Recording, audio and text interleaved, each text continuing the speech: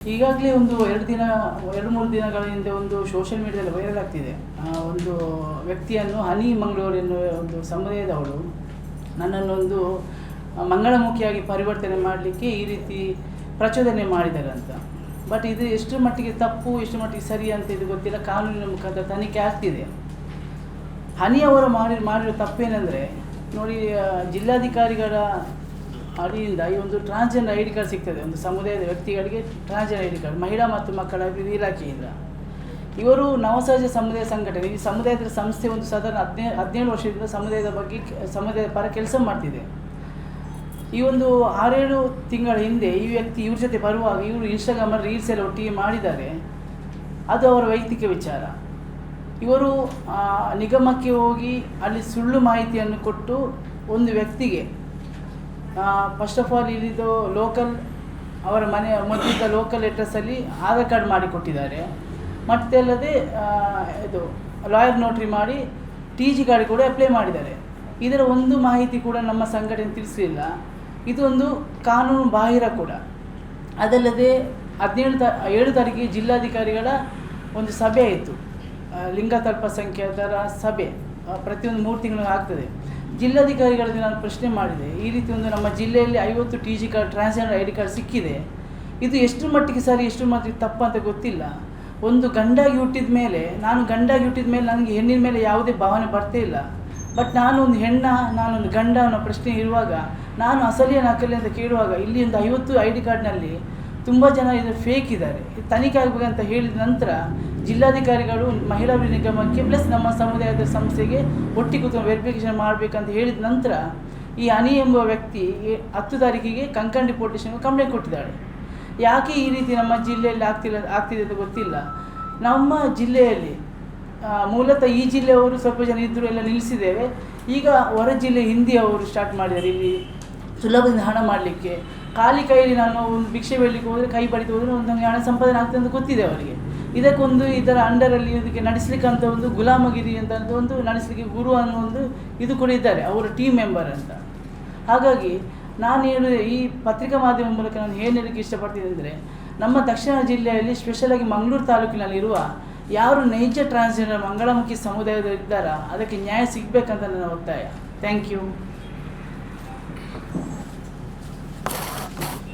ಮತ್ತು ಇನ್ನೊಂದೇನಂತ ಅಂದರೆ, ಈ ಥರ ಫೇಕ್ ಐ ಡಿ ಮಾಡಿಕೊಟ್ಟಿರೋದ್ರಿಂದ ಇದು ಹೇಗೆ ಮಾಡಿಕೊಟ್ಟಿದ್ದಾರೆ ಅಂತ ಹೇಳೋದಾದರೆ, ನಾವು ಮಂಗಳೂರಲ್ಲಿ ನಮ್ಮ ನವಸಹಜ ಸಮುದಾಯ ಸಂಘಟನೆ ಅಂದರೆ ನಮ್ಮ ಮಂಗಳಮುಖಿ ಸಮುದಾಯಕ್ಕೆ ಇದೊಂದೇ ಅಸ್ತಿತ್ವದಲ್ಲಿ ಇರುವಂಥದ್ದು ದಕ್ಷಿಣ ಕನ್ನಡ ಜಿಲ್ಲೆಯಲ್ಲಿ.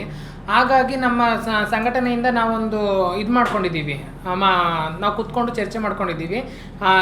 ದಾಖಲೆಗಳು ಪುರಾವೆಗಳು ಅವ್ರನ್ನ ಯಾಕೆಂತಂದರೆ ಇವಾಗ ಇತ್ತೀಚಿನ ದಿನಗಳಲ್ಲಿ ಮೆಡಿಕಲ್ ಸರ್ಟಿಫಿಕೇಟ್ ಬೇಕು ಅಂತ ಅಂದ್ಬಿಟ್ಟು ಗೌರ್ಮೆಂಟ್ ಮಾಡಿದೆ. ಏಪ್ರಿಲ್ 1ನೇ ತಾರೀಕಿಂದ ಅದನ್ನು ಜಾರಿಗೊಳಿಸಿದೆ. ಅದಕ್ಕಿಂತ ಮುಂಚೆ ನಾವು ಮಾಡ್ಕೊಂಡಿದ್ದೇನಂತ ಅಂದರೆ ಲಾಯರ್ ಹತ್ರ ಹೋಗಿ ಅಫಿಡೇವಿಟ್ ಮಾಡಿಕೊಂಡು ಅದ್ರ ಮುಖಾಂತರ ನಾವು ಒಂದು ಮಂಗಳಮುಖಿ ಅಂತ ಗುರುತಿಸ್ಕೊಳ್ಳೋ ಥರ ಮಾಡ್ಕೊಂಡಿದ್ವಿ. ಅದೇ ಥರ ಇವಾಗ ನಾವು ಆ ಥರ ಮಾಡ್ಕೊಂಡಿರೋದ್ರಿಂದ ನಮ್ಮ ಸಂಸ್ಥೆಯಲ್ಲಿ ಪುರಾವೆಗಳಿದ್ದವ್ರನ್ನ ಮಾತ್ರ ನಾವು ಒಪ್ಕೊಳ್ಳಿಕ್ಕೆ ಮತ್ತು ನಮ್ಮ ಸಂಘದ ಮೆಂಬರ್ ಆಗಿ ಮಾಡ್ಕೊಳ್ಳಿಕ್ಕೆ ಅಂತ ಇರೋದು. ಹಾಗೆ ಆ ಥರ ಇದು ನಾವು ಮಾಡ್ಕೊಂಡಿರೋದ್ರಿಂದ ಈ ವೇಷ ಹಾಕಿ ಬರೋರು ಏನು ಮಾಡ್ತಿದ್ದಾರೆ ಅಂದರೆ, ಫೇಕಾಗಿ ಅವ್ರ ಹತ್ರ ಆಧಾರ್ ಕಾರ್ಡು ಇದು ಮಾಡಿಸ್ಕೊಂಡು ಮತ್ತು ಲಾಯರ್ ಅಫಿಡೇವಿಟ್ ಮಾಡಿಸ್ಕೊಂಡು ಅವ್ರು ಹೋಗಿ ನಾನು ಟ್ರಾನ್ಸ್ಜೆಂಡರ್ ಅಂತ ಹೇಳ್ಕೊಂಡು ಸಮಾಜ ಕಲ್ಯಾಣ ಇಲಾಖೆಯಲ್ಲಿ ಮಾಡಿಸ್ಕೊತಿದ್ದಾರೆ. ಅದಕ್ಕೆ ಕುಮ್ಮಕ್ಕೆ ಕೊಡ್ತಾ ಇರೋರು ನಮ್ಮದ್ರಲ್ಲಿ ಯಾರು ಒಬ್ರು ಇದ್ದಾರೆ ಆ ಥರ ಮಾಡ್ತಾ ಇರೋರು. ಅದು ಯಾರು ಅಂತ ಗೊತ್ತಾಗ್ತಾ ಇಲ್ಲ, ಅದು ತನಿಖೆ ಆಗ್ತಾ ಇದೆ. ನವಸಹಜ ಸಮುದಾಯದ ಸಂಘಟನೆಯ ಬೋರ್ಡಿನ ಸದಸ್ಯೆ ಮಂಗಳೂರು. ವಿಷಯ ಏನಂತಂದರೆ, ಈಗ ಹನಿಯವರದಿಂದ ನಮಗೆ ಒಂದು ಸ್ವಲ್ಪ ಕಪ್ಪು ಚುಕ್ಕಿ ಮಂಗಳೂರಿಗೆ. ಯಾಕಂದರೆ ಇಂಥ ಘಟನೆ ಮುಂದೆ ಆಗಲಿಲ್ಲ, ಏಕೆಂದರೆ ಇದು ಸೂಕ್ಷ್ಮ ಪ್ರದೇಶ. ಹಾಗಿದ್ದಾಗ ನಾವು ಎಷ್ಟೋ ವರ್ಷದಿಂದ ಮಂಗಳಮುಖಿಯವರು ಹೊರ ರಾಜ್ಯದಿಂದ ಬಂದು ಇಲ್ಲಿ ಅವರಷ್ಟಕ್ಕೆ ಅವರು ಇದ್ದಾರೆ ಎಲ್ಲವಕ್ಕೂ ಭಾಗಿ. ಈಗ ಒಂದು 4 ದಿವಸ ಆಟಕ್ಕೆ, ಒಂದು 4 ದಿವಸ ಇಲ್ಲಿರ್ತಾರೆ, ಮತ್ತು 4 ದಿವಸ ಅವ್ರಿಗೆ ಊರಿಗೆ ಹೋಗ್ತಾರೆ. ಅಂಥವರನ್ನು ನಾವು ಏನು ಮಾಡಲಿಕ್ಕಾಗಲ್ಲ. ಅದಕ್ಕೆ ಅವರು ಅಂದರೆ ಅವರ ಹತ್ರ ಒಂದು ID ಈಗ ಯಾರಾದರೂ ಗುರು ಆಗಿರ್ತಾರೆ, ಅವರು ಅದರ ಸಂಘಟನೆ ನಮಗೆ ಯಾವ ಮಾಹಿತಿಗಳನ್ನು ತಿಳಿಸೋದಿಲ್ಲ, ಬಂದು ಹೋಗ್ತಾರೆ. ಇಂಥ ಘಟನೆಗಳು ಮುಂದೆ ಆಗಬಾರ್ದಂತ ನಾವೊಂದು ತನಿಖೆ ಆಗಬೇಕಂತ ಕೇಳ್ಕೊಳ್ಳೋದು. ನಾನು ಮೂಲತಃ ಮಂಗಳೂರವಳೆ, ಎಲ್ರಿಗೂ ಗೊತ್ತು ಆಲ್ಮೋಸ್ಟು. ನಾನು ಈ ನನ್ನ ನವಸಹಜ ಸಮುದಾಯ ಸಂಸ್ಥೆಯಲ್ಲಿ ಸದಸ್ಯೆಯಾಗಿದ್ದೇನೆ. ಹಾಗೆ ನಮ್ಮ ಈ ಮಂಗಳೂರಲ್ಲಿ ನಾವೆಲ್ಲ ಮಂಗಳೂರಲ್ಲಿ ಹುಟ್ಟಿ ಬೆಳೆದವರೇ, ಮಂಗಳೂರಲ್ಲಿ ನಾವು ಜೀವನ ಮಾಡ್ತಿದ್ದೀವಿ. ಏನಕ್ಕೆಂದ್ರೆ ನಾವು ಹೇಗಿದ್ದೀವಿ ಹೆಂಗಿದ್ದೀವಿ ಅಂತೇಳಿ ಎಲ್ರಿಗೂ ಗೊತ್ತು. ಅದೇ ತರ ಈಗ ಬೇರೆ ಊರಿಂದ ಬರ್ತಾರೆ, ಬೇರೆ ಒಂದು ಬಂದವರು ಅವರು ಈಗ ನಮ್ಮ ಊರಲ್ಲಿ ಎಷ್ಟೋ ವರ್ಷದಿಂದ ಜೀವನ ಮಾಡುವವರು ತುಂಬಾ ಜನ ಇದ್ದಾರೆ. ಅವರ ಜೀವನವನ್ನು ಎಷ್ಟು ಬೇಕೋ ಅಷ್ಟೇ ಮಾಡ್ತಿದ್ದಾರೆ. ಆದ್ರೆ ಕೆಲವು ಏನಾಗುತ್ತೆ ಅಂತಂದ್ರೆ ಬೇರೆ ಊರಿಂದ ಬಂದು ಸ್ವಲ್ಪ ದಿನ ಇಲ್ಲಿದ್ದು ಸ್ವಲ್ಪ ದಿನ ಬೇರೆ ಊರಿಗೆ ಹೋಗಿ ಅಲ್ಲಿ ಜೀವನ ಮಾಡುದು. ಕೆಲವೊಂದ್ಸರಿ ಏನಾಗುತ್ತೆ ಅಂದ್ರೆ ಅವರ ಜೀವನ ಸಂಸ್ಕಾರ ಅವರ ಫ್ಯಾಮಿಲಿಗೋಸ್ಕರ ಜೀವನ ಮಾಡುದು ಆ ತರ ಆಗ್ತಿದೆ. ಅಂದ್ರೆ ಅವರ ಮನೆಗೆ ಏನೋ ಹಣ ಬೇಕಾಗುತ್ತೆ, ಸಂಪಾದನೆಗೆ ಬೇಕಾಗುತ್ತೆ, ಅದಕ್ಕೋಸ್ಕರ ಇಲ್ಲಿ ಬಂದು ಜೀವನ ಮಾಡುದು, ಅಲ್ಲೇ ಒಂದು ಬೇರೆ ತರ ಇರುವುದು ಆ ತರ ಆಗುತ್ತೆ. ಅದಕ್ಕೋಸ್ಕರ ನಾವು ನಕಲಿ ಏನಿದೆ ಅದನ್ನು ನಾವು ಎಲ್ರು ಇಲ್ಲಿ ಫೈಂಡ್ ಔಟ್ ಮಾಡ್ಬೇಕು ಅಂತ ನಾವು ಹೇಳ್ತಾ ಇರೋದು. ಮತ್ತೇನಂತ ಹೇಳಿದ್ರೆ ನಮ್ಗೆ ಇಲ್ಲಿ ಮಂಗಳೂರಲ್ಲಿ ನಮ್ಮದೇ ಆದಂತ ಒಂದು ರೆಸ್ಪೆಕ್ಟ್ ಇದೆ. ಸರ್ ನಮಗೀಗ ಮಂಗಳೂರಿಗಿಂತ ಈ ನಮ್ಮ ಸಮಾಜದಲ್ಲಿ ಏನಿದ್ದೀವಿ ಮಂಗಳೂರಲ್ಲಿ ಈಗಿಲ್ಲಿ ಯಾರೆಲ್ಲಿ ಇದ್ದೀವಿ ನಮ್ಗೆ ನಮ್ದೇ ಆದಂತ ಒಂದು ರೆಸ್ಪೆಕ್ಟ್ ಅನ್ನೋದಿದೆ. ಸೊ ಅದು ಯಾರಿಗೂ ನಮ್ಗೆ ಕೊಂದು ಕೊರತೆ ಬರಬಾರ್ದು, ಮಂಗಳೂರಿಗೆ ಕಪ್ಪು ಚುಕ್ಕೆ ಅನ್ನೋದು ಬರಬಾರ್ದು ಅಂತ ನನ್ನೊಂದು ಅನಿಸಿಕೆ. ಸೊ ಏನಾದರೂ ಪ್ರಶ್ನೆ ಇದ್ರೆ ಕೇಳ್ಬೋದು. ಎಷ್ಟು ಜನ ಇದ್ದೀರಿ ನಿಮ್ಮ ನವಜೀವನ ಸಮಾಜ? ಸೊ ನವಸಾರ ಸಮಾಜ ಸಂಘಟನೆ 106 ಜನ ಇದ್ದಾರೆ. ಅದರಲ್ಲಿ 106 ಅದರಲ್ಲಿ 49 ಜನಕ್ಕೆ ಟ್ರಾನ್ಸ್ಜೆಂಡರ್ ಐ ಡಿ ಕಾರ್ಡ್ ಆಗಿದೆ. 49 ಅದರಲ್ಲಿ ಇನ್ನು 21 ತಾರೀಕಿಗೆ ಒಂದು ಸಭೆ ಕರೆದಿದ್ದಾರೆ ಮಹಿಳಾ ನಿಗಮದಿಂದ. ಒಂದು ಏನು ಐ ಡಿ ಕಾರ್ಡ್ ಇಶ್ಯೂಸ್ ಆಗಿದೆ ತನಿಖೆ ವೆರಿಫಿಕೇಶನ್ ಆಗಬೇಕಂದ್ರೆ ಒಂದು 21 ತಾರೀಕಿಗೆ ಸಭೆ ಕೂಡ ಕರೆದಿದ್ದಾರೆ.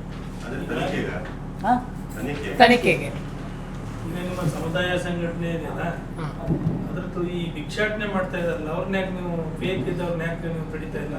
ಅಂದ್ರೆ ಅವ್ರು ನಮ್ಮ ಮೇಲೇನೆ ಹಲ್ಲೆ ಮಾಡಕ್ ಬರೋದು, ನಮ್ಮನ್ನೇ ಅವರು ತುಂಬಾ ನಮ್ಗೆ ತೊಂದರೆ ಮಾಡೋದು, ಆ ತರ ಮಾಡಿದಾಗ ನಮ್ಗೆ ಮುಂದೆ ಹೋಗೋಂತ ಅವಕಾಶಗಳೇ ಸಿಗ್ತಾ ಇಲ್ಲ ನಮಗೆ. ನಿಮ್ಮ ಸಂಘಟನೆ ಫೇಲ್ಯೂರ್ ಆಗಿಲ್ವಾ? ಹಂಗಾರೆ ಅದು ಸಂಘಟನೆ ಇದೆ ಸಂಘಟನೆ ಇದೆ, ಬಟ್ ಈ ಸಂಘಟನೆಗೆ ಬೆಂಬಲ ಬೇಕಲ್ವ ಸರ್? ನಮಗೆ ಇವಾಗ ಬೆಂಬಲ ಕೊಡ್ಬೇಕಾಗಿರೋ ನಾವು 24 ಗಂಟೆ ಅವರ ಹಿಂದೆ ತಿರುಗಾಡಲಿಕ್ಕೆ ಆಗ್ತಾ ಇಲ್ಲ. ಈಗ ನೋಡಿ ಅವ್ರು ಭಿಕ್ಷಾಟನೆ ಮಾಡ್ತಾರೆ, ನಾವು ತುಂಬ ಸರಿ ಹೇಳಿದ್ವಿ ಇಲ್ಲಿ ಮಾಡಬೇಡಿ ಅಂತ, ಪೊಲೀಸ್ ಇಲಾಖೆಗಳು ಹೇಳಿದ್ದೇವೆ. ಪೊಲೀಸವರು ಯಾಕೆ ಇದ್ರ ಬಗ್ಗೆ ಆ್ಯಕ್ಷನ್ ತೆಗೊಳ್ತಿಲ್ಲ? ಮೊನ್ನೆ ಈ KPT ಸಿಗ್ನಲ್ ಹತ್ರ ದೀಪು ಶೆಟ್ಟಿಗಾರ್ ಒಂದು ಇನ್ಸ್ಟಾಗ್ರಾಮಲ್ಲಿ ವಿಡಿಯೋ ಮಾಡಿದ್ದಾರೆ. ಜಿಲ್ಲಾಧಿಕಾರಿಗಳು ಮೊನ್ನೆ ಮೀಟಿಂಗಲ್ಲಿ ಕೂಡ ಹೇಳಿದ್ದಾರೆ ಸಿಗ್ನಲಲ್ಲಿ ಬಸ್ತಿ ಭಿಕ್ಷಾಟನೆ ಮಾಡಬಾರ್ದು ಅಂತ. ನಾವು ಇದ್ರ ಬಗ್ಗೆ ನಾವು ಹೇಳಿದ ನಂತರ ಕೂಡ ಯಾಕೆ ಅವರು ಆ್ಯಕ್ಷನ್ ತೆಗೊಳ್ತಿಲ್ಲ? ನಮ್ಮ ಸಂಘ ಫೇಲ್ಯೂರ್ ಅಂತ ಹೇಳಲಿಕ್ಕೆ ಅಸಾಧ್ಯ ಸರ್ ಇದು. ಯಾಕೆ ನಾವು ಮಾಡೋ ಕೆಲಸ ನಾವು ನಮ್ಮ ಸಮುದಾಯಕ್ಕೆ ನಿಷ್ಠೆಯಿಂದ ಮಾಡ್ತಿದ್ದೇವೆ, ಹಾಗಂತ ನಾವು 24 ಗಂಟೆ ಅವರ ಹಿಂದೆ ತಿರುಗಾಡಿಕೆ ಆಗ್ತಾ ಇಲ್ಲ. ಜಾಸ್ತಿ ಆಗ್ತಾ ಇದೆ ಸರ್. ಕೆಲವು ಹೆಂಗಸರು ಬಂದು ಸಹ ಹಿಂದಿಯವರನ್ನು ಹೊರ ರಾಜ್ಯದಿಂದ ಬಂದು ಕೆಲವು ಹಿಂದಿ ಹೆಂಗಸರು ಕೂಡ ಮಾಡ್ತಾರೆ ಭಿಕ್ಷಾಟನೆ. ಅವಾಗ ನಾವು ಏನು ಮಾಡ್ಲಿಕ್ಕೆ ಆಗಲ್ಲ ಸರ್. ಅಂದರೆ ಅವರದೇ ಒಂದು ಗ್ಯಾಂಗ್ ಅಂತ ಇರ್ತದೆ, ಭಿಕ್ಷಾಟನೆ ಮಾಡ್ತಾರೆ ಅವರು. ನಮಗೆ ಕೆಲವರಿಗೆ ಗೊತ್ತಿರೋದಿಲ್ಲ, ಮಂಗಳಮುಖ್ಯ ಇವರು ಕೊಟ್ಟು ಬಿಡ್ತಾರೆ, ಅವರಿಗೆ ಬೈಯುವುದಾಗ್ಲಿ ಕೈಗೆ ತಲೆಗೆ ಕೈ ಇಡುವುದಾಗ್ಲಿ ಎಲ್ಲ ಮಾಡ್ತಾರೆ. ಮತ್ತೆ ಅವ್ರೇನಂತಂದ್ರೆ ಸರ್ ದೊಡ್ಡದಾಗಿ ಅವರು ಸ್ಟಿಕ್ಕರ್ ಇಟ್ಕೊಂತಾರೆ, ಅವ್ರು ನಮ್ಮ ತರ ಕೈ ಹೊಡೆಯಲ್ಲ. ಈಗ ಹೊಡೆದ್ರು ಅವ್ರಿಗೆ ಕೊಡ್ತಾರೆ. ಮತ್ತೆ ಅವ್ರು ಹೇಗೆ ಅಂತ ಅಂದ್ರೆ ನಮ್ದು ಆಟಿಟ್ಯೂಡ್ ಸ್ವಲ್ಪ ಗೊತ್ತಾಗುತ್ತೆ ಜನಗಳಿಗೆ ನೋಡುವಾಗ. ನಮ್ಮ ತರನೇ ಆಟಿಟ್ಯೂಡ್ ಅವ್ರು ಹೆಂಗಸರು ಕಲ್ತ್ಕೊಂಡು ಆ ಹೆಂಗಸರುಗಳು ಇದು ಸಿಗ್ನಲ್ಗಳಲ್ಲಿ ಮತ್ತೆ ಜಾತ್ರೆಗಳಲ್ಲಿ ಎಲ್ಲ ಕಡೆ ಹೋಗಿ ಅವ್ರದ್ದೇನೆ ಇದಾಗಿದೆ. ನಮ್ಮವ್ರದ್ದು ಕಮ್ಮಿ ಆಗ್ಬಿಟ್ಟಿದೆ ಸರ್ ಮಂಗಳೂರಲ್ಲಿ. ನಮ್ಮವ್ರು ಎಲ್ಲೂ ಕಲೆಕ್ಷನ್ಗೆ ಹೋಗ್ತಾ ಇಲ್ಲ. ಬಟ್ ಈ ಫೇಕ್ಗಳೇನೆ ತುಂಬಾ ಪ್ರಾಬ್ಲಮ್ಗಳನ್ನ ಮಾಡ್ತಾ ಇರೋದು, ತೊಂದರೆಗಳನ್ನ ಮಾಡ್ತಾ ಇರೋದು. ಅವ್ರು ಮಾಡ್ತಾ ಇರೋದ್ರಿಂದ ಇಲ್ಲಿ ನಾವು ಅದಕ್ಕೆ ತುತ್ತಾಗ್ತಾ ಇದೀವಿ. ಅವ್ರ ಹೆಸರು ಬರ್ತಾ ಇಲ್ಲ. ಇಲ್ಲಿ ಗುರುತಿಸ್ಕೊಂಡಿರೋದು ನಮ್ಮ ನವಸಾರ ಸಮುದಾಯ ಸಂಘಟನೆ, ನಾವುಗಳು ಒರಿಜಿನಲ್ ಆಗಿರೋದು ನೈಜವಾಗಿರೋರು ನಾವು ಗುರುತಿಸ್ಕೊಂಡಿದೀವಿ. ಆದ್ರೆ ಅವ್ರು ಮಾಡ್ತಾ ಇರೋ ತಪ್ಪುಗಳು ನಮ್ಮ ಮೇಲೆ ಬರ್ತಿದೆ ಸರ್.